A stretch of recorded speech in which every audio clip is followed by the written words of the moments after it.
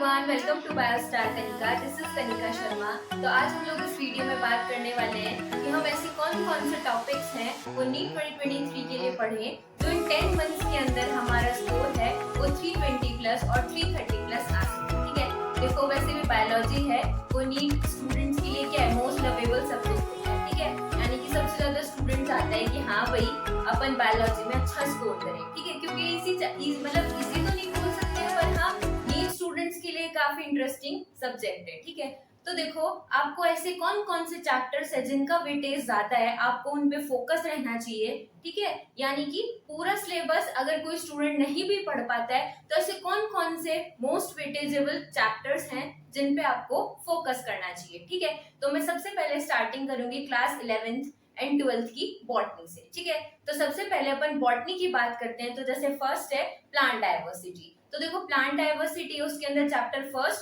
Chapter second and chapter third ये included है। ठीक है, तो इसके अंदर जो क्वेश्चंस हैं वो आपके 6 to 7 क्वेश्चंस हैं वो पूछे जाते हैं।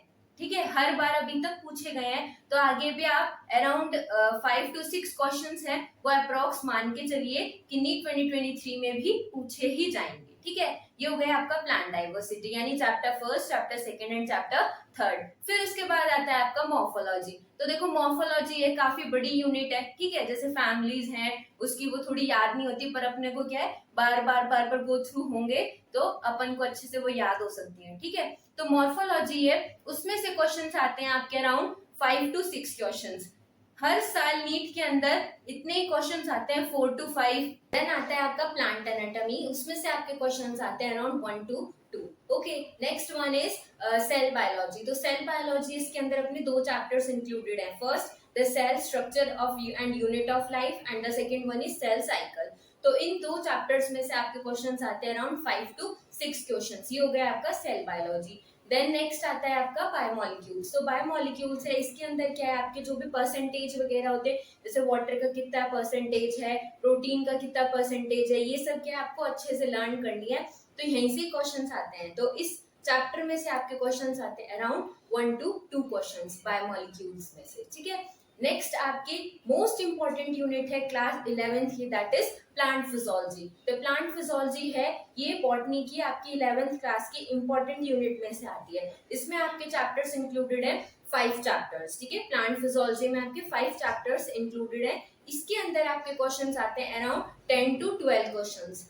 तो इस प्लांट फिजियोलॉजी है आपको इसको अच्छे से गो थ्रू होना है। तो अब हम क्लास 12 की बात करेंगे। तो क्लास 12 के अंदर फर्स्ट चैप्टर आपके बॉटनी का है reproduction in organisms and the second one is sexual reproduction in flowering plants. ठीक है, तो देखो ये क्या है रिप्रोडक्शन इन फ्लावरिंग प्लांट्स, इनके अंदर दो चैप्टर्स आ गए आपके क्लास 12 के, chapter first and chapter second. तो इन दो चैप्टर्स के जो नीट 2023 के अंदर है वो क्वेश्चंस कितने पूछे जा सकते हैं, अराउंड 4 to 5। ठीक है, हर साल अभी तक जो नीट 2022 है अब तक के 4 to 5 क्वेश्चंस आए हैं। ठीक है, तो अभी भी आप यही अप्रोक्सीमेट लगा के चलो कि 4 to 5 या 3 भी पूछे जा सकते हैं, यानी कि आपका रेशियो है वो 3 to 5 के बीच में रह सकता है। ठीक है, तो आपको ये भी बहुत अच्छे से पढ़ना है। देखो चैप्टर फर्स्ट है वो तो इजी सा है, ठीक है, पर चैप्टर सेकेंड है वो थोड़ा सा लेंथी है। इजी वो भी है बट वो थोड़ा सा लेंथी है। ठीक है, अब हम बात करते हैं जेनेटिक्स की, chapter number 5 principles and inheritance of variations. ठीक है, तो वो जो चैप्टर 5 है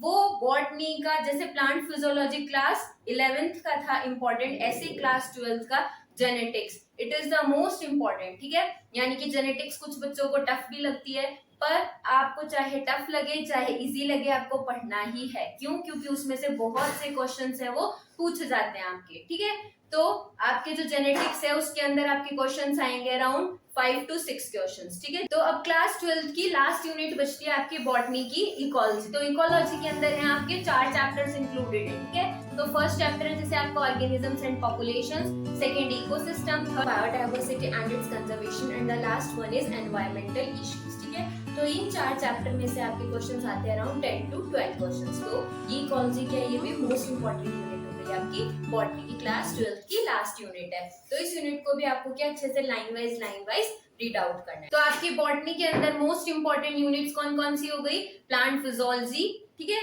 जेनेटिक्स एंड द इकोलॉजी। ठीक है, तो ये तो हो गई मोस्ट इंपॉर्टेंट में। जिसमें से बहुत ही ज्यादा वेटेज है क्वेश्चंस का। और वैसे आपका इंपॉर्टेंट आपने बता ही दिया मैंने आपको, plant diversity, plant morphology, plant anatomy, उसके बाद आता है आपका सेल बायोलॉजी, ठीक है, उसमें से मैंने आपको क्वेश्चंस बताई दिए कितने आएंगे।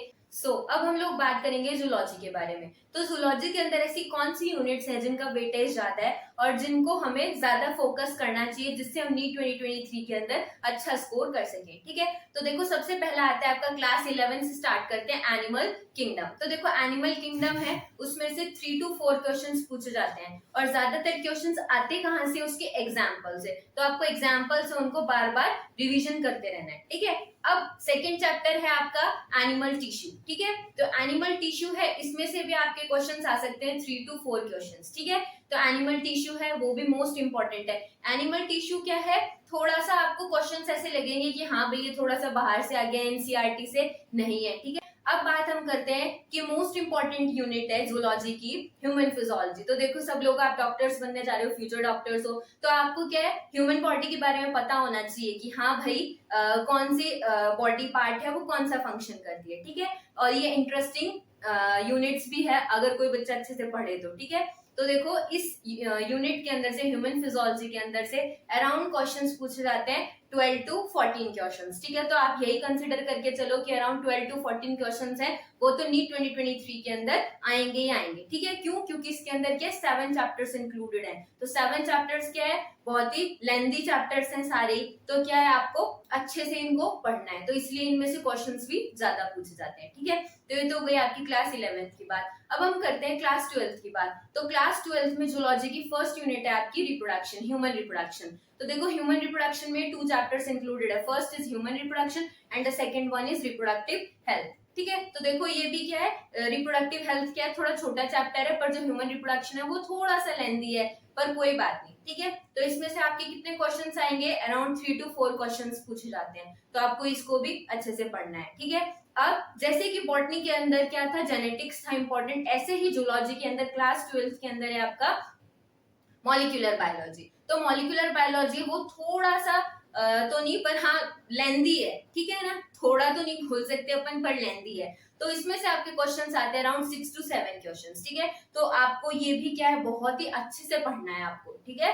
ये मॉलिक्यूलर बायोलॉजी ये भी अच्छे से आपको फोकस्ड होकर पढ़नी है, बार बार रिवीजन करना है इनका। क्यों? क्योंकि ज्यादा क्वेश्चंस का वेटेज है इन चैप्टर्स में से।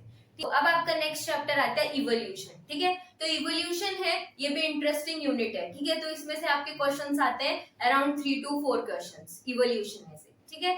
अब नेक्स्ट आती है आपकी यूनिट एनिमल हस्बेंड्री। तो एनिमल हस्बेंड्री है, ये भी क्या है, थोड़ा सा क्या है, इसमें कंफ्यूजन हो जाता है, ठीक है। तो आपको इसको अच्छे से पढ़ना है, अराउंड 1 to 2 क्वेश्चंस आएंगे इसमें से। ये हो गया आपका। नेक्स्ट है आपका माइक्रोब्स इन ह्यूमन वेलफेयर। तो माइक्रोब्स इन ह्यूमन वेलफेयर, इसमें बैक्टीरिया, वायरस, इनके नेम पूछे जाते हैं बहुत बार, ठीक है। तो आपको क्या इनको अच्छे से फोकस होकर पढ़ना है। इसमें से क्वेश्चंस आते हैं आपके अराउंड 2 to 3 क्वेश्चंस, ठीक है। 4 भी आ सकते हैं, पर आपको इतना रेशियो लेके चलना है कि 3 भी पूछे जा सकते हैं और 4 भी पूछे जाते हैं। अराउंड 2 to 4 के बीच में आपके क्वेश्चंस हैं वो पूछे जा सकते हैं, ठीक है। ये हो गया आपका। नेक्स्ट है ह्यूमन हेल्थ एंड डिजीज। तो देखो ह्यूमन हेल्थ एंड डिजीज है, इस यूनिट में क्या डिजीज के बारे में बताया गया है कि कौन सा बैक्टीरिया, कौन सा वायरस क्या कॉज कर रहा है, उसके क्या डिजीज है, उसके क्या सिम्टम्स हैं, इनके बारे में, ठीक है। तो आपको ये भी यूनिट बहुत अच्छे से पढ़नी है। इसमें से अराउंड क्वेश्चंस पूछे जाते हैं 4 to 5 क्वेश्चंस आपके ह्यूमन हेल्थ एंड डिजीज में से, ठीक है। तो ये हो गई आपकी जूलॉजी की बात, ठीक है। तो जूलॉजी में मैंने भी आपको इंपॉर्टेंट यूनिट्स बता दी कि ऐसे कौन कौन से चैप्टर्स है जहां से वेटेज ज्यादा है, ठीक है। जैसे ह्यूमन फिजियोलॉजी हो गया आपका, ह्यूमन रिप्रोडक्शन हो गया, और मॉलिक्यूलर बायोलॉजी हो गया आपका, ह्यूमन हेल्थ एंड डिजीज हो गया, ठीक है, एनिमल हस्बेंड्री हो गया, और माइक्रोब्स इन ह्यूमन वेलफेयर हो गया, इवोल्यूशन, ठीक है। इवोल्यूशन भी मोस्ट इंपॉर्टेंट यूनिट में ही आती है, ठीक है। तो ये सब आपके जूलॉजी के हो गए, ठीक है। तो अब देखो आज की इस वीडियो में मैंने आपको इतना ही बताया कि आपकी ऐसी कौन से चैप्टर्स हैं या ऐसी कौन सी यूनिट्स हैं जिनको आपको अच्छे से कवर करना है, जिनका वेटेज है वो बायोलॉजी के अंदर बहुत ही ज्यादा है, ठीक है। तो इन चैप्टर्स की मैं आपको पीडीएफ है, मैं मेरे डिस्क्रिप्शन बॉक्स में लिंक में डाल दूंगी, ठीक है। मैंने आपको बता दिया कौन सी यूनिट्स हैं आपकी बायोलॉजी के अंदर जिसका वेटेज ज्यादा है और आपको अच्छे से फोकस होकर पढ़नी चाहिए, जिससे आपका स्कोर है वो 320 और 340 या 360 भी आ सकता है, ऐसी बात नहीं है। बस आपको थोड़ा सा फोकस होकर और बार बार इन यूनिट्स को क्या है रिवाइज करना है, ठीक है। तो देखो मैं ज्यादा टाइम वेस्ट नहीं करती, इसलिए वीडियो क्या है थोड़ा सा आपको फास्ट लगेगा, पर मुझे ही पता है कि हर एक एस्पिरेंट का अपना अपना टाइम स्केड्यूल होता है, तो इसलिए मैं क्या ज्यादा टाइम खराब नहीं करती, बस अपना जल्दी जल्दी जो भी आपको बताना होता है वो बता देती हूँ, ठीक है। तो ये मत सोचना कि भाई आप इतना ज्यादा फास्ट बोलते या इतना ज्यादा कम वीडियो बनाया है, ठीक है। मैं जानती हूँ कि हाँ भाई सबका अपना अपना लाइफ शेड्यूल होता है। So thank you so much for watching my video and if you like it make sure to hit the like button and subscribe to my channel for watching more videos, ठीक है। So thank you so much, keep hustling, keep smiling, मिलते हैं next video.